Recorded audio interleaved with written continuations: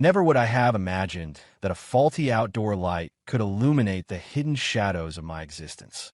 I'm Caleb Warwick, making my living as a freelance electrician in the peaceful outskirts of Raleigh, North Carolina. My life seemed uncomplicated, at least that's what I believed. Picture this: a charming house with a classic white fence, my wife Nadia managing an upscale furniture boutique downtown, and our son Jasper, 12 years old and completely wrapped up in football. We were that typical family you'd spot in the neighborhood, hosting weekend barbecues and sharing lighthearted jokes. At least, that's how things appeared on the surface. Until one evening changed everything. The revelation came while I was replacing a dead bulb as daylight faded. Nadia had accidentally left her phone in the kitchen, probably in her hurry to get dressed. I didn't pay much attention until it vibrated. A message appeared from an unknown number. 9 tonight, usual spot. Just that. I stopped mid-task, screwdriver suspended in air. My instinct screamed that something was off. Who sent such cryptic messages? Brief. Mysterious.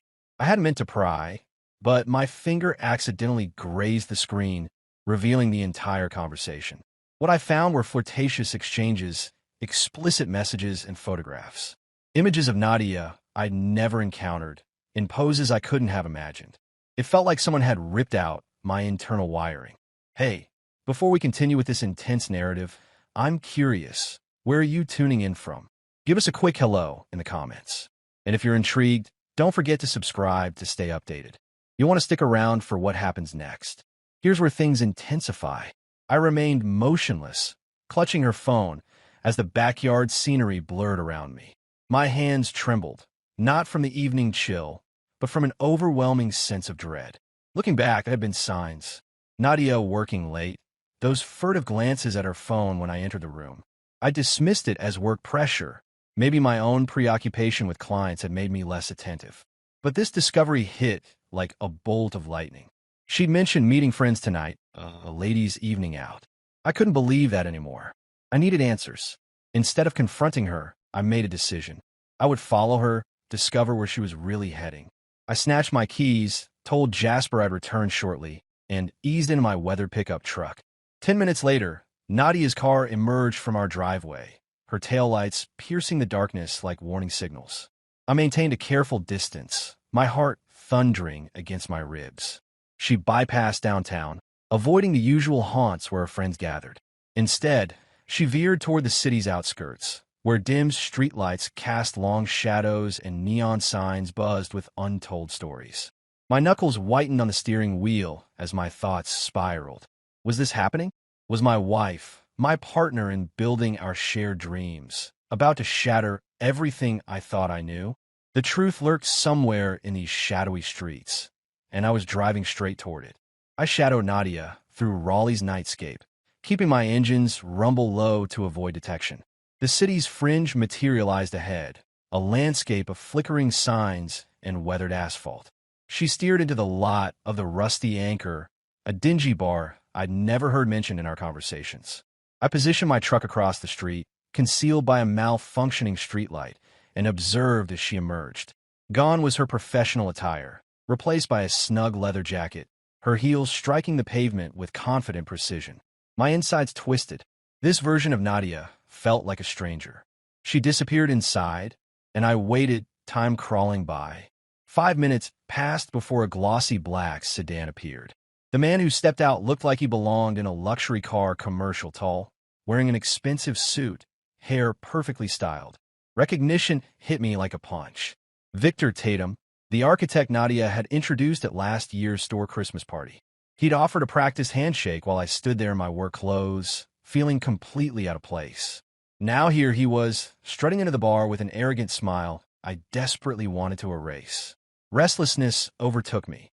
Grabbing my phone, I slipped from the truck and crossed over, hugging the shadows. Despite the grimy windows, I found a corner spot offering a clear view inside. There they sat, tucked away in a back booth. Nadia's laughter floated across the room as she responded to his words, her fingers deliberately grazing his across the table. Then she leaned forward, and they shared a kiss that spoke of familiarity and practice. My chest constricted painfully as I struggled to breathe. With trembling hands, I captured several photos on my phone. I needed concrete evidence, something tangible to prevent my mind from denying what my eyes witnessed. Their stay was brief. Within 20 minutes, they emerged, his arm possessively wrapped around her waist. She moved with brazen confidence, unconcerned about potential witnesses. They slipped into his luxury sedan and accelerated away. With shaking hands, I rushed back to my truck, fumbling with the keys as adrenaline coursed through me. I pursued them once more, navigating through winding backstreets until they pulled into a seedy establishment, the Blue Haven Inn, complete with its buzzing vacancy sign and deteriorating exterior. They parked, vanished into room 108, and the curtains snapped closed with finality. I remained there, engine running, fixated on that closed door. The urge to storm in, confront her, and demand explanations pulsed through me. But I remained paralyzed, not ready for that confrontation. Instead, I reached out to Leon Baxter, my longtime friend who works security at the power company, with access to the city's traffic surveillance. His voice came through, sleep-laden but attentive. "Caleb, everything all right?" "It's late." My throat tightened as I spoke. "Need your help, man. Nadia is having an affair. I'm at the Blue Haven off Route 40. Can you check the intersection cameras? Get timestamps? Track when they leave?" Leon paused before exhaling heavily. "Jesus, brother. Of course. Send me the details. Stay put." After hanging up, I reclined in my seat, eyes fixed on the motel. The pulsing neon cast an eerie blue sheen across the parking lot. Questions tormented me. How long had she been living this double life? Was Victor her only indiscretion, or one among many? My thoughts turned to Jasper, sleeping peacefully at home, unaware of this unfolding nightmare. We deserved better than this betrayal. Looking back, the signs were glaring. Those supposed inventory nights, the unfamiliar perfume, her growing emotional distance. What I'd attributed to fatigue was actually the weight of deception. Hours crawled by. Leon's message broke the silence. Found the footage. Entry timestamp 9:47. Still present as of recent check. Want a video?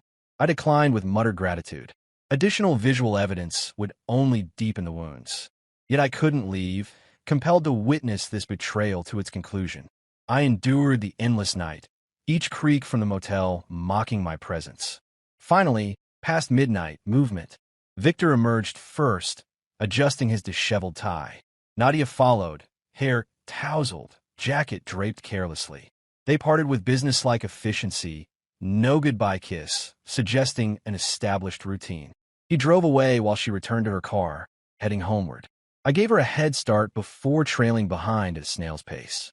My fingers clutched the steering wheel with such intensity that my knuckles blanched. My mind raced with possible scenarios for when I returned home. Should I confront her directly? Pretend ignorance? The only certainty was that the life I'd carefully constructed, piece by meticulous piece, was now unraveling, and I doubted my ability to salvage it. I slipped inside moments before Nadia's headlights illuminated the driveway. The microwave clock cast an eerie green glow across the darkened kitchen, reading 12:47. Standing by the sink, I stared at my phone, the grainy motel surveillance photos taunting me. An emptiness consumed my chest, as if my core had been gutted, leaving only a hollow shell. Her key turned in the lock, followed by the gentle thump of her purse on the counter. She made no announcement, didn't check on Jasper, just ascended the stairs as if it were any ordinary night. I waited, tracking her footsteps, letting tension build until it became unbearable.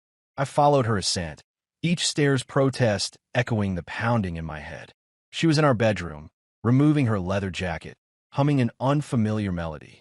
I entered, voice barely above a whisper. "We need to talk." She stiffened, turned, her expression flickering with recognition before masking it with a manufactured smile. "About what, Caleb? Work matters?"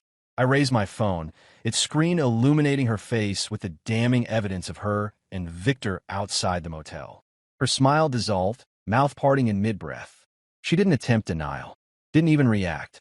Instead, she assumed a defensive posture against the dresser, releasing a measured sigh. "So fine, let's skip the theatrics. I've been seeing Victor for some time. It's not significant." My jaw tightened.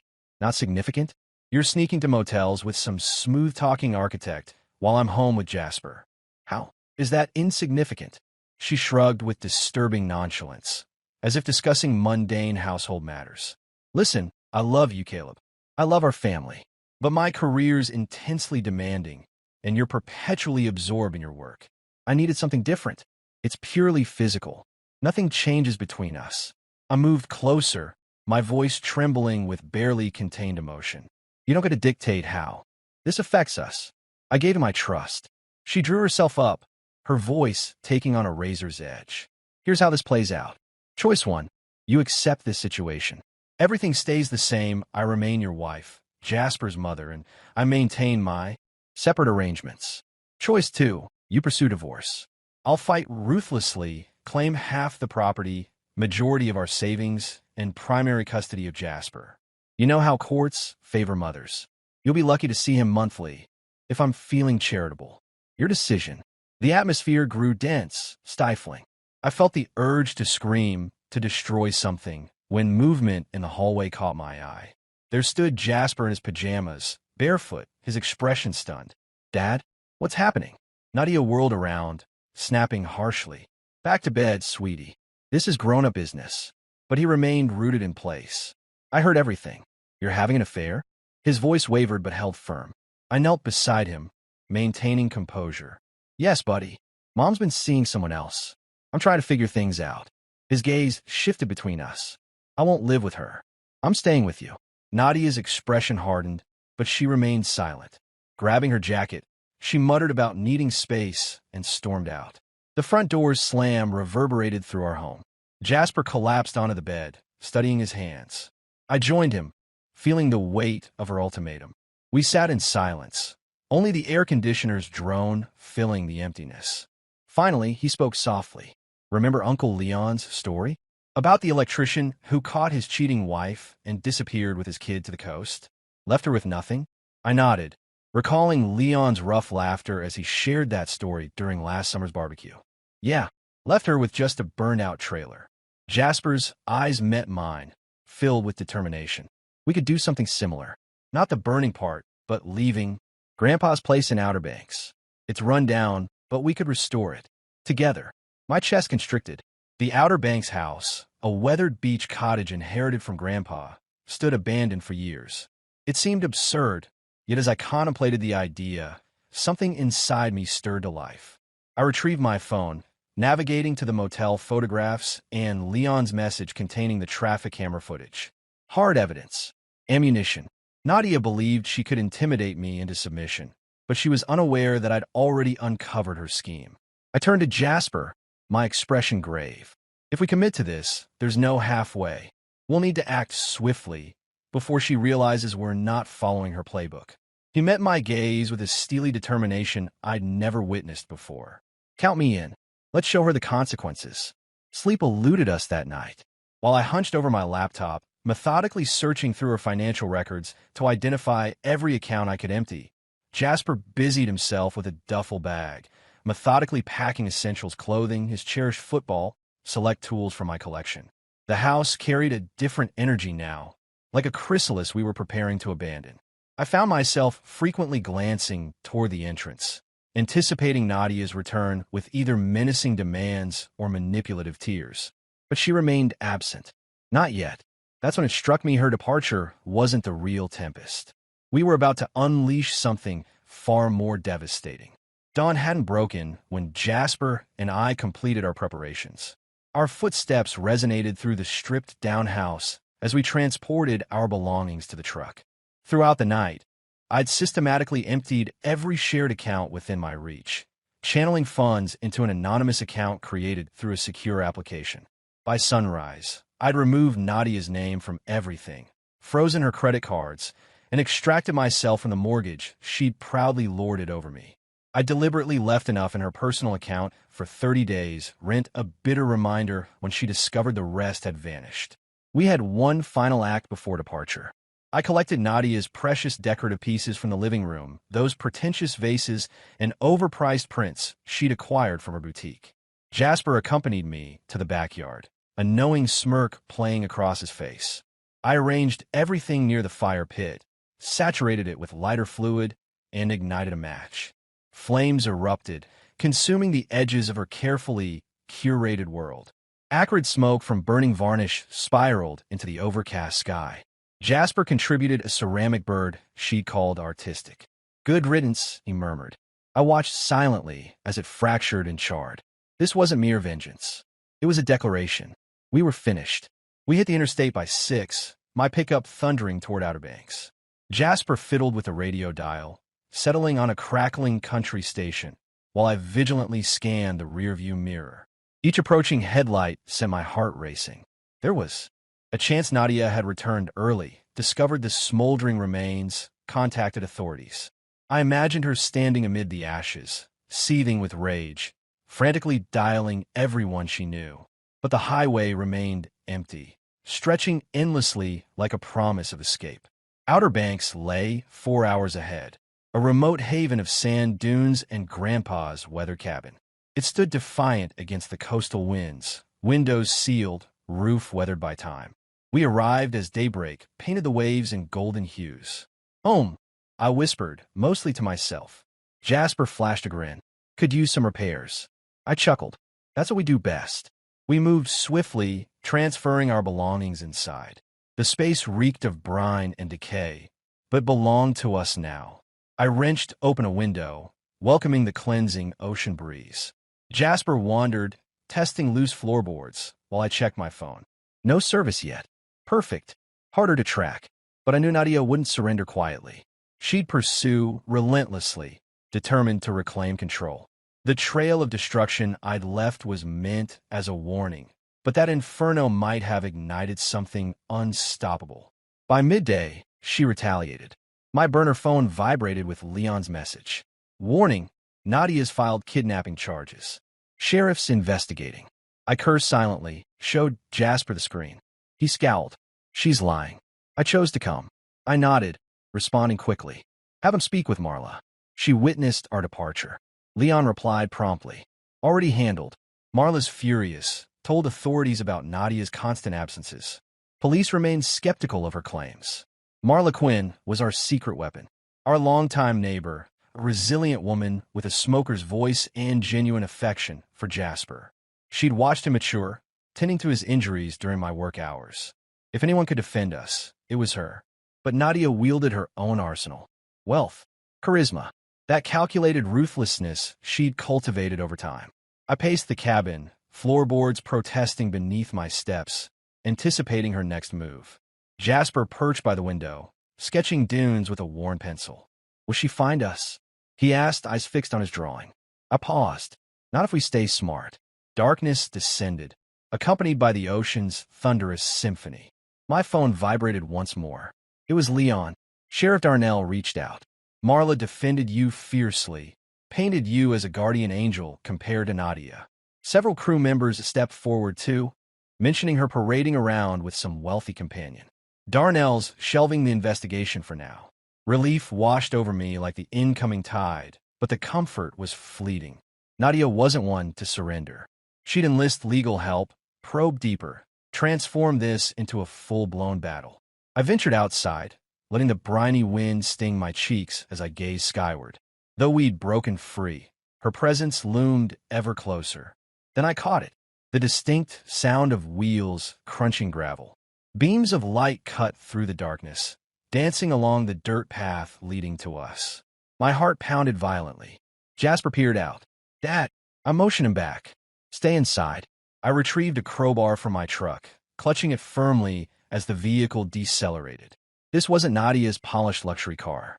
Too angular, too dated. The driver emerged, backlit by the headlights. Friend or enemy remained uncertain, but their arrival meant our sanctuary was compromised.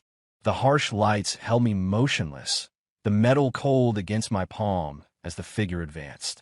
My heart raced, anticipating confrontation until illumination revealed her identity.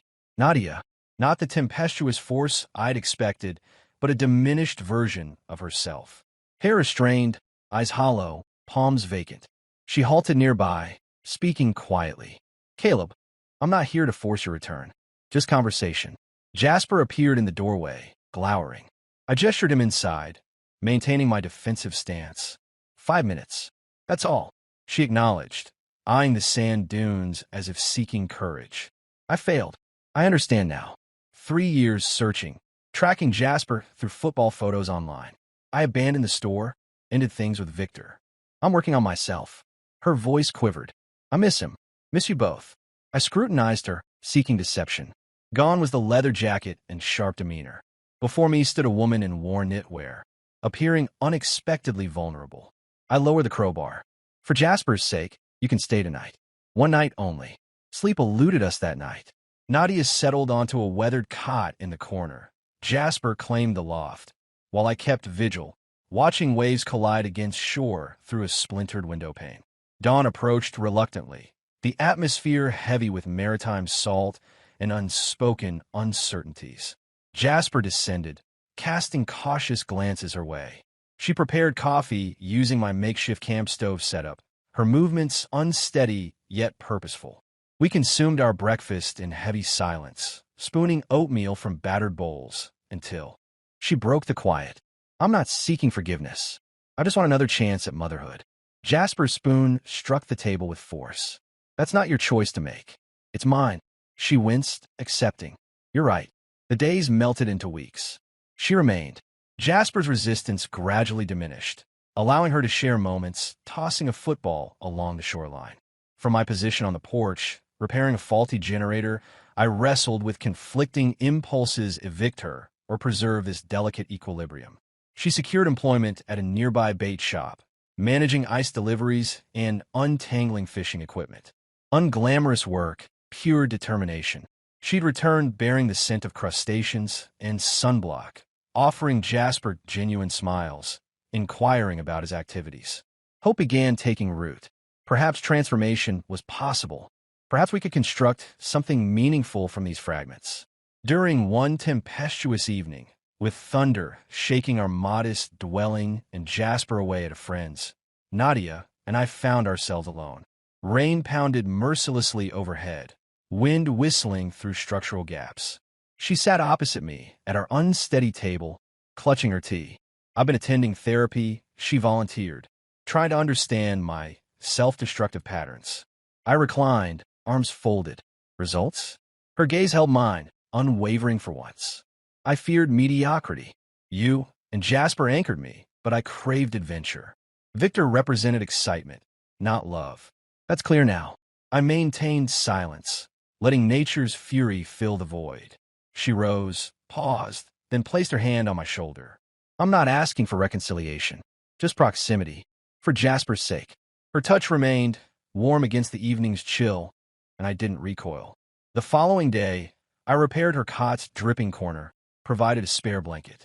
Her quiet gratitude stirred familiar emotions. Not trust, not yet, but something gentler. Precarious. Weeks blended into months as we settled into a predictable pattern. I found work in town doing electrical repairs, mainly rewiring summer homes for seasonal residents. Nadia maintained her position at the bait shop and began preparing simple evening meals. Hamburgers and macaroni, nothing fancy. Jasper's smile appeared more frequently. He mentioned she'd shown him techniques for catching larger waves. Sometimes I catch her observing me, an unspoken question lingering in her expression, though she never voiced it. I didn't probe either. But one day, returning early from work with my toolbox over my shoulder, I spotted her through the window. She was pacing, speaking quietly into the phone. Too quietly. My instincts flared, sending warning signals. I crept closer, pressing my ear against the weathered glass. Yes, he's starting to soften, she whispered. Just need more time. I'll get them exactly where I want them. A male voice responded, barely audible but distinctly pleased. Perfect. Keep going. My heart froze in my chest. I stepped backward, feeling the world shift beneath me. She hadn't changed at all, she'd simply grown more cunning, playing a more sophisticated game. I slipped inside silently and waited.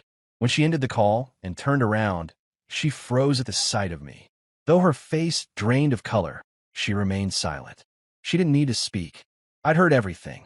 The peace between us had shattered, and whatever followed, I'd ensure she faced consequences for this betrayal too. I stood motionless, watching Nadia, the phone still radiating warmth in her grip.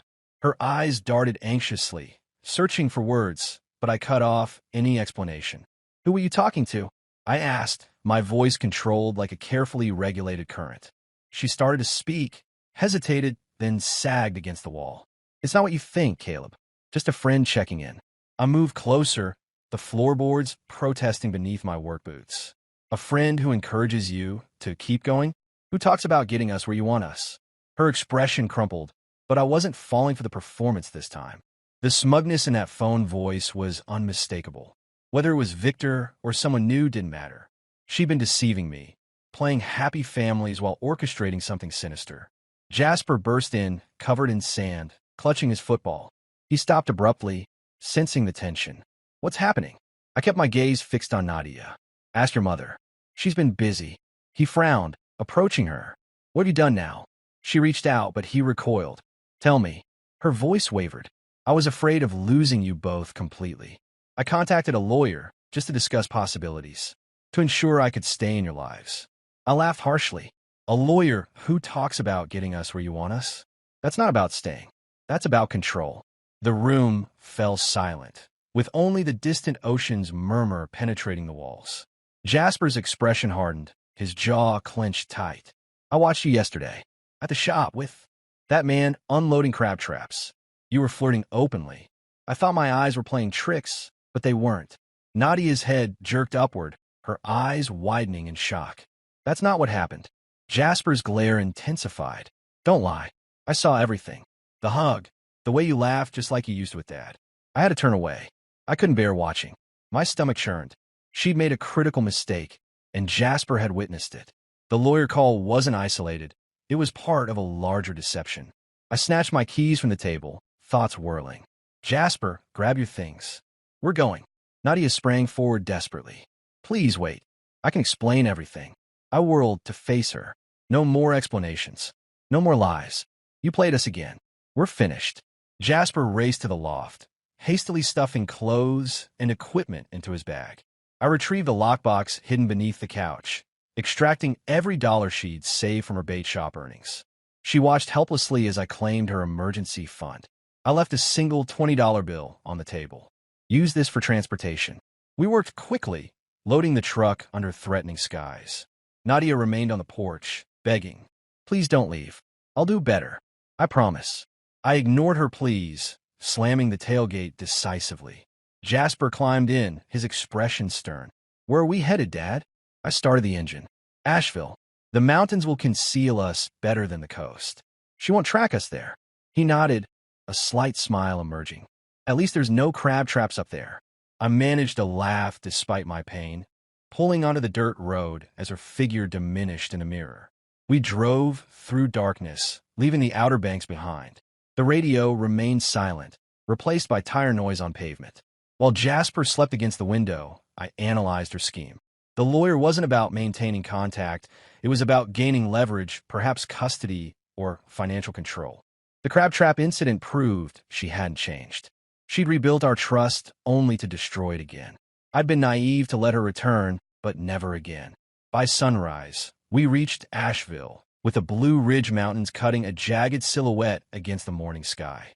I secured a modest rental, a secluded cabin along a serpentine mountain road. No paperwork, just cash exchanged.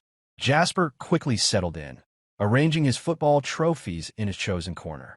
I established myself as a local handyman, taking on electrical repairs, fixing flickering porch lights, and worn-out wiring for neighbors who didn't pry into my background.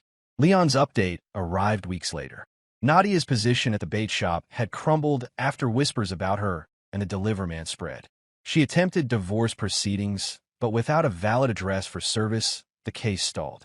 Her world collapsed. Jobless, familyless, trapped in an unaffordable shack with her reputation destroyed. One evening, I watched from the cabin's porch as Jasper practiced his throws, the mountain air heavy with pine scent. Deception hadn't just fractured our relationship. It had consumed her entirely. She'd chased illusions, sacrificing everything authentic in her life. For me, the lesson was clear. Trust isn't something you can simply restore. It's a delicate connection you carefully reconstruct, piece by piece, with those who demonstrate their worthiness. Jasper remains my anchor now, the one connection I know will never fail. The journey today has come to an end. Did you find this ending satisfying, or did it catch you off guard? Let us know how you feel right below. If you love this story, don't forget to drop a like and subscribe so you won't miss the next adventure. Thanks for sticking with us, and see you in the next tale.